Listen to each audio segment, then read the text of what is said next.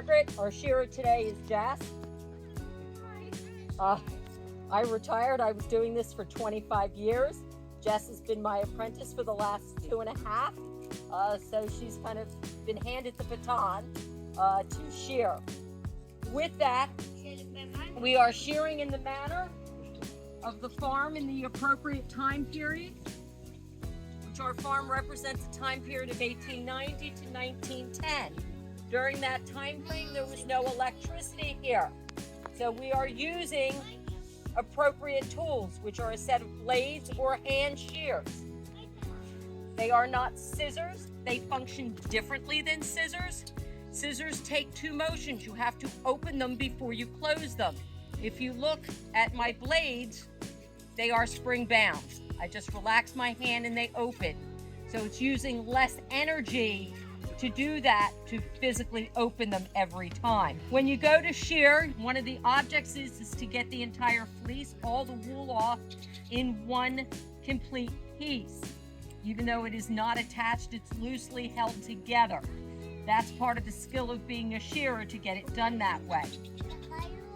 We are starting basically as if you would take your coat or jacket off by unzipping the front part. So she'll be doing all the belly, kind of around the hind quarters, the hind legs, and then she'll open up the neck, part from her brisket to behind her ear, and then work one side of the fleece off and then the other side of the fleece off. So basically like you're taking your coat off. This is a ewe, so it's a female sheep. I don't believe she had a baby this year. I believe she's a 2-year-old. I think again we're at a 2-year-old, so she was born 2 years ago. So this is her second shearing. Sheep are not sheared the first year. Sheep are usually birthed in the springtime, so it's an entire year before they have their coat shorn off. Even an adult sheep, it is sheared once a year, usually late winter through the springtime. They are completely sheared. And then, of course, just like our own hair, once you cut it off, it immediately starts to grow back. So if you stop back in a couple months, you will no longer be able to see. And I want to say the cut marks where the blades actually cut through the wool, there's definitely marks that you can see. In about a month and a half, you can't determine that anymore because their wool's long enough.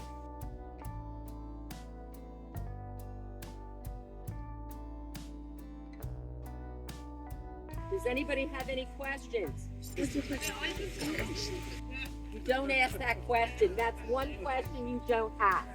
Because as soon as you do, they decide to go. No, they are not drugged. They are not tranquilized. Okay? Part of what it is, if you think about a sheep, they are a prey animal. Something is after them. What is their way to escape or to get away from their predator?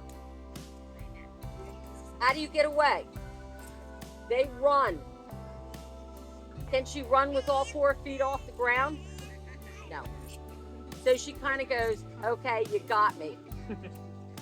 Not to say that she's given up, because believe me, they all do decide to throw a hoof in someplace as far as that goes. No, it's more of a joke than anything else, because we're used to that. Wool is very different. Our sheep here at the farm are kind of mutts. They are multiple breeds. I think at one point in time I've counted at least 6 or 7 different breeds mixed in. So we are not looking at purebreds as far as that. We do have one purebred, I should say that. But the majority of them are kind of mutts. So have very, very different wool qualities from one sheep to another sheep. The 2 sheep that were sheared earlier today, their fleeces are on the fence here. If you feel one and feel the other, you'll find that their texture is very different.